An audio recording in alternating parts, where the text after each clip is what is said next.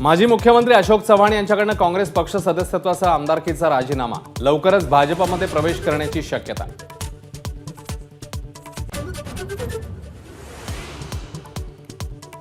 पंधरा फेब्रुवारीला अमित शहांच्या उपस्थितीत अशोक चव्हाणांच्या भाजप प्रवेशाची शक्यता। चव्हाणांना भाजपकडून राज्यसभेची उमेदवारी दिली जाणार असल्याची ही माहिती।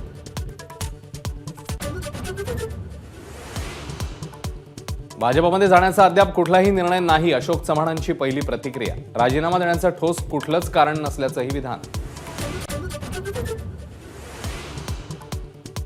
केंद्र सरकारने काढलेल्या श्वेतपत्रिकेत आदर्श घोटाळ्याचा उल्लेख, तपास सुरू असल्यानं अशोक चव्हाणांचा राजीनामा, विरोधकांचा आरोप। आगे आगे देखिए हे होता है क्या, काँग्रेस आमदार अशोक चव्हाणांच्या राजीनाम्यानंतर देवेंद्र फडणवीस यांचं सूचक वक्तव्य। काँग्रेसचे अनेक मोठे नेते भाजपच्या संपर्कात, भाजप प्रदेशाध्यक्ष चंद्रशेखर बावनकुळेंचं वक्तव्य। तर काँग्रेसमध्ये अंतर्गत वाद आणि अस्वस्थता, बावनकुळेंचं वक्तव्य।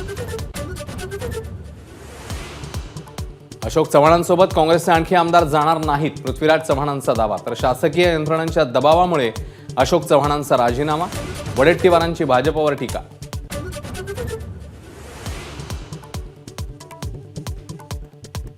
आता काँग्रेस पक्षही अशोक चव्हाणांच्या हातात देतात का ते पाहावं लागेल। उद्धव ठाकरेंचा भाजपवर निशाणा, आता काही दिवसात भाजपचा अध्यक्षही काँग्रेसमधनं आलेला असेल, ठाकरेंचा हल्लाबोल।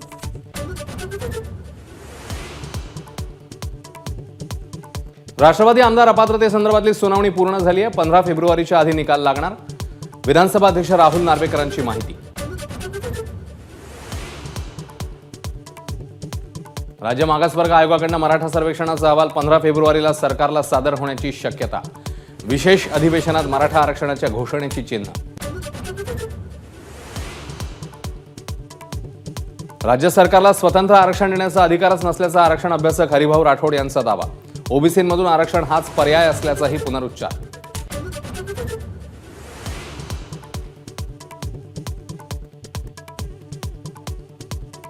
यंदा मुसळधार पाऊस बरसणार, जागतिक हवामान संस्थांचा अंदाज। अल निनोचा प्रभाव जूनपर्यंत संपण्याची शक्यता।